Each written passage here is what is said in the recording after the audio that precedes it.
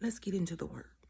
James, starting at verse 2.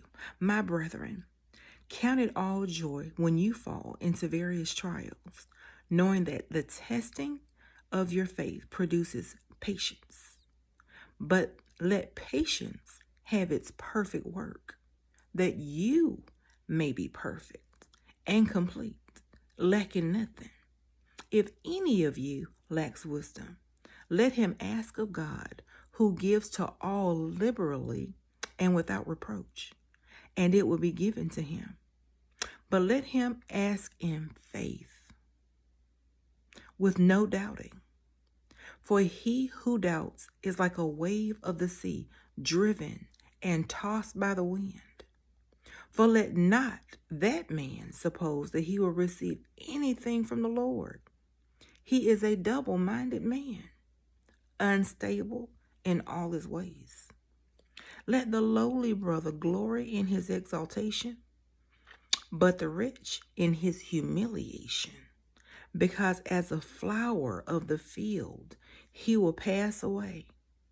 For no sooner as the sun risen with a burning heat, than it withers the grass.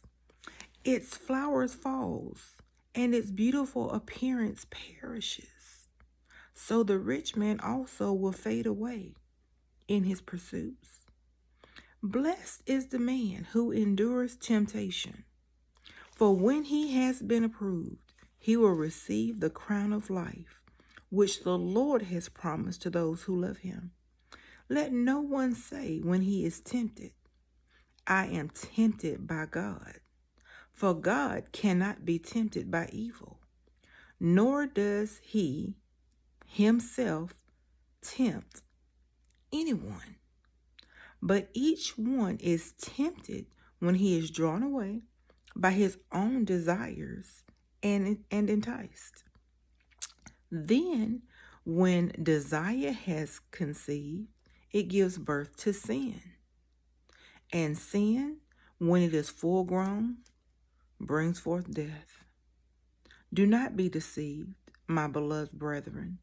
Every good and every perfect gift is from above, and comes down from the Father of lights, with whom there is no variation or shadow of turning.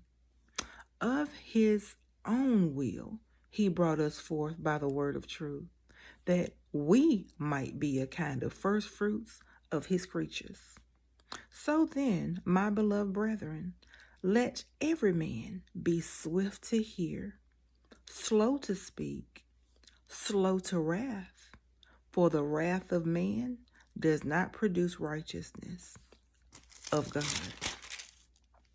Therefore lay aside all filthiness and overflow of wickedness, and receive with meekness the implanted word, which is able to save your souls. But be doers of the word, and not hearers only, deceiving yourselves. For if anyone is a hearer of the word and not a doer, he is like a man observing his natural face in a mirror. For he observes himself, goes away, and immediately forgets what kind of man he was. But he who looks into the perfect law of liberty and continues in it, and is not a forgetful hearer, but a doer of the work, this one will be blessed in what he does. If anyone among you thinks he is religious and does not bridle his tongue, but deceives his own heart, this one's religion is useless. Pure and undefiled religion before God and the Father is this: to visit orphans and widows in their trouble, and to keep oneself unspotted from the world. I love you, and I'll see you in another video.